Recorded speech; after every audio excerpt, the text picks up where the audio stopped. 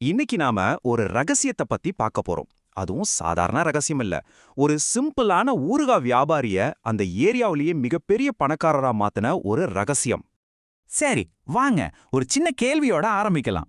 இப்போ நீங்க ஒவ்வொரு நாளும் ஜஸ்ட் ஒரு பர்சன்ட் ஒரே ஒரு பர்சன்ட் உங்களை நீங்களே இம்ப்ரூவ் பண்ணிக்கிட்டா ஒரு வருஷம் கழிச்சு நீங்க 2 மடங்கு பெட்டரா இருப்பீங்களா இல்ல 37 மடங்கு பெட்டரா இருப்பீங்களா? என்ன நினைக்கிறீங்க? இந்த கேள்விக்கான பதில் இல்ல. இந்த கணக்குக்கான விடை ஜோஷி அங்கிள்னு ஒருத்தரோட வாழ்க்கை கதையில ஒளிஞ்சிருக்கு. இது வெறும் கதையல்ல, செல்வம் சேர்க்கறதுக்கான ஒரு சூப்பரான ஃபார்முலா. நாம இப்போ ஜோஷி அங்கிளோட கதைக்குள்ள போகலாம். சோல்ங்கிற ஒரு சின்ன ஊர்ல ஒரு ரொம்ப சாதாரண மனுஷன் இப்படி அந்த ஏரியாவிலேயே பெரிய பணக்காரர் ஆனார்னு பார்க்கலாம். யார் இந்த ஜோஷி அங்கிள்? நாம பொதுவா நினைக்கிற மாதிரி பெரிய சூட்டு போட்ட இங்கிலீஷ் பேசுற வால் ஸ்ட்ரீட் பணக்காரர்லாம் இல்ல. ரொம்ப சிம்பிளான ஆளு.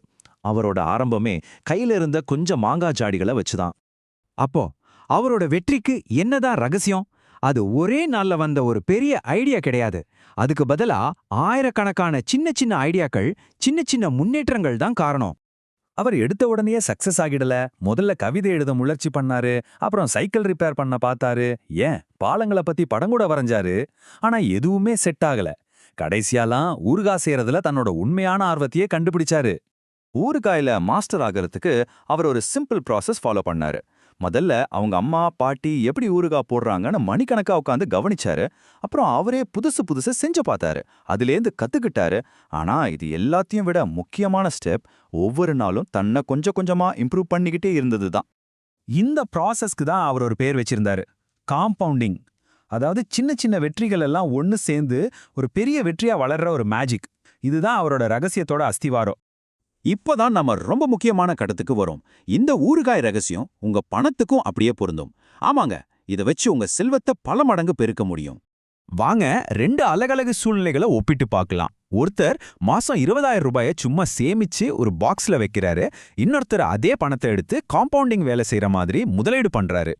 சரி, இப்போ 20 வருஷம் கழிச்சு என்ன ஆகுதுன்னு பாப்போமா? சும்மா காசை சேமிச்சு வச்சிருந்தா அது கிட்டத்தட்ட 1.8 கோடி ரூபாய் ஆயிருக்கும். ஆனா அதே காசை வருஷத்துக்கு ஒரு 12% ரிட்டர்ன் வர மாதிரி இன்வெஸ்ட் பண்ணிருந்தா அது எவ்வளவு தெரியுமா? 4.27 கோடி ரூபாய். அடங்கப்பா, என்ன ஒரு வித்தியாசம்! இந்த சார்ட்டை பாருங்க. சேமிப்புக்கும் முதலீட்டுக்கும் நடுவுல எவ்வளவு பெரிய கேப் இருக்குன்னு உங்களுக்கே தெரியும். இதுதான் கூட்டு வளர்ச்சியோட பவர். ஆமாங்க, காம்பவுண்டிங் மூலமா உங்க பணம் உங்களுக்காக 2.4 மடங்கு அதிகமா வேலை செய்யுது. இது சாதாரண விஷயம் இல்ல. ஆனா இந்த மேஜிக் எல்லாம் நடக்கணும்னா ஒரே ஒரு முக்கியமான விஷயம் தேவை. அது என்னன்னா பொறுமை.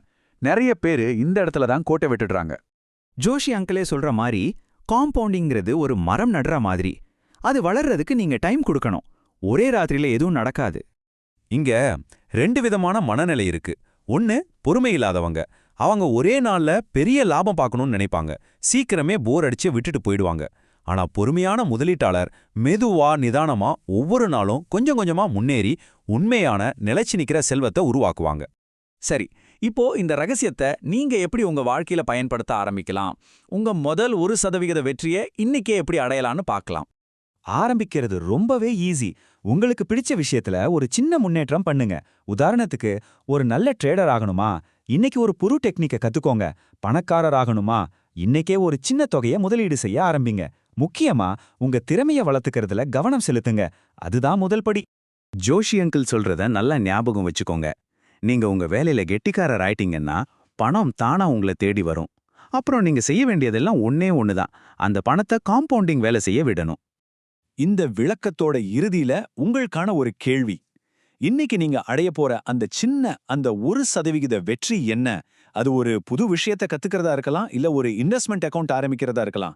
எதுவா இருந்தாலும் உங்க முதல் அடியை இன்னைக்கு எடுத்து வைங்க.